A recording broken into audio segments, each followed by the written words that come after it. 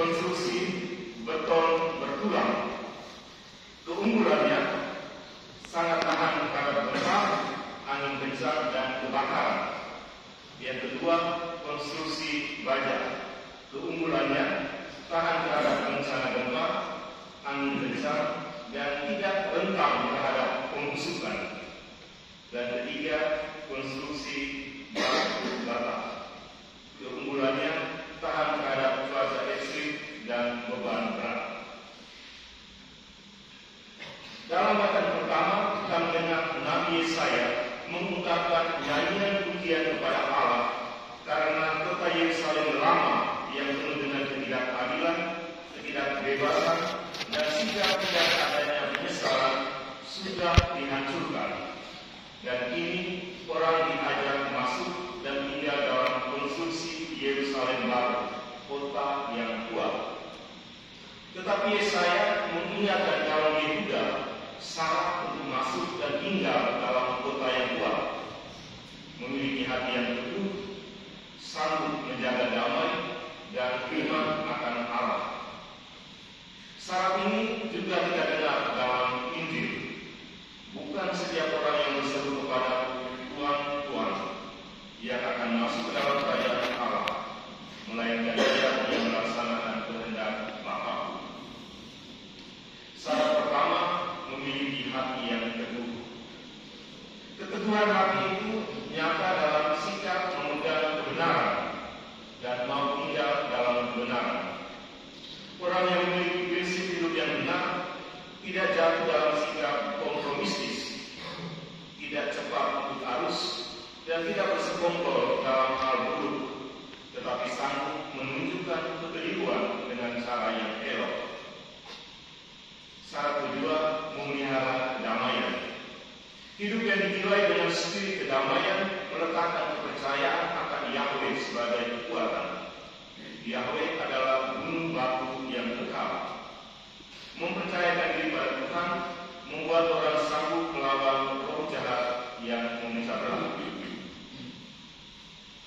Yesaya memandangkan nyanyian pujian akan Yerusalem baru, kota yang kuat, tapi dengan cara memperjuangkan keadilan, mengupayakan perdamaian. Tema perayaan 150 tahun SWD mengajak kita untuk belajar dari sejarah, memperkuat identitas kita sebagai SWD melalui dialog profetis dengan mantra-mantra khas kita.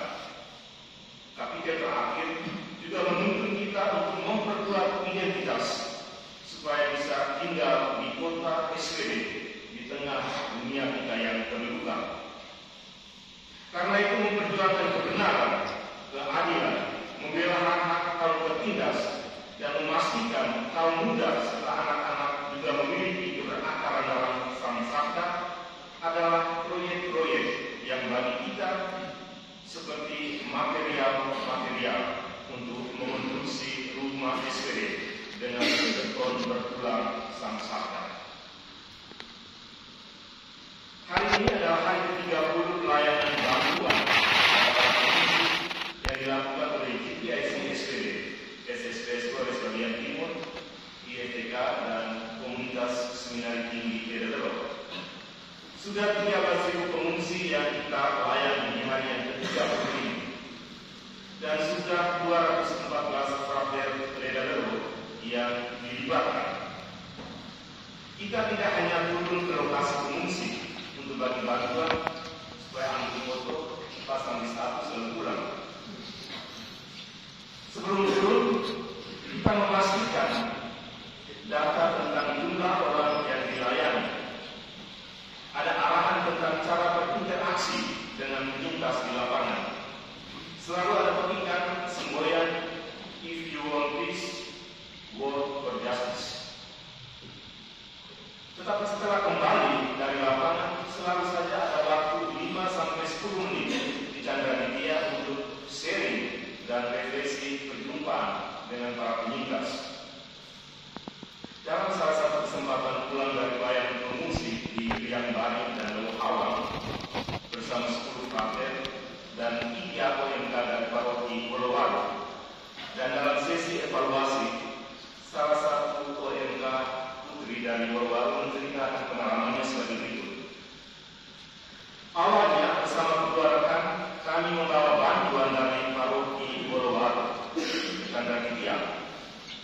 pribadi Chandra Ditya melihat banyak pekerjaan bagi logistik, kami merasa tertarik untuk tinggal lebih lama lagi, dan kami tinggal 3 hari di Chandra Ditya. Tetapi kami tidak membawa pakaian. Sebagai perempuan, tentu hal ini tidak gampang. Maka hari kedua, kami minta izin untuk mendapatkan 1 baju kaos dari sumbangan supaya kami bisa pakai. Dan ketika melayani pengungsi di desa yang baik, kami kemudian mengalami bahwa ternyata tidak mengganti pakaian 2 atau 3 hari tidak ada artinya, tidak ada bandingnya dengan kesulitan yang dialami sama saudara kita di tempat pengungsi. Para saudara dan saudari yang terkasih, SWD dan WDLO adalah kota kita. Tetapi apakah kota ini cukup kuat berdiri di atas fondasi spiritualitas sabda Allah?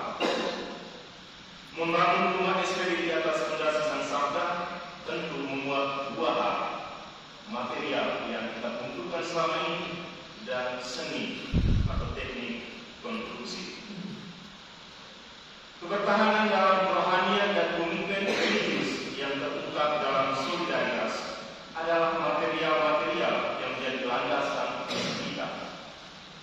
Dan fondasi ini membantu material ini membantu kita untuk mengonstruksi bangunan hidup kita demi opsi dasarnya, mengembangkan aspek misioner yang memperkuat ciri SWD dalam misi di tengah situasi terluka.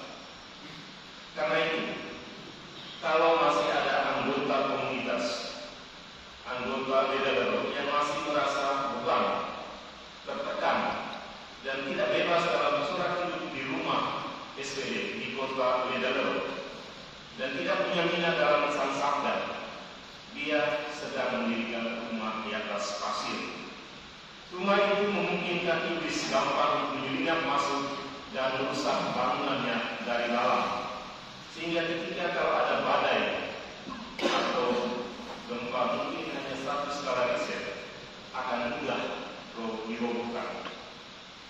Pastikan bahwa kita masih punya material untuk berakaran religius dalam sang sabda, material dialog interkultural dalam masyarakat, ada pergerakan formasi misi, dan misi punya dampak untuk formasi.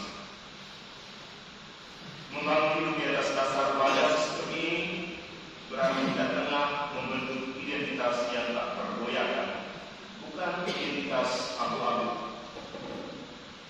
Karena itu, kalau nama kita adalah identitas kita, maka kita juga mesti hidup dari nama sang sabda. Semoga kita menemukan dan mendiami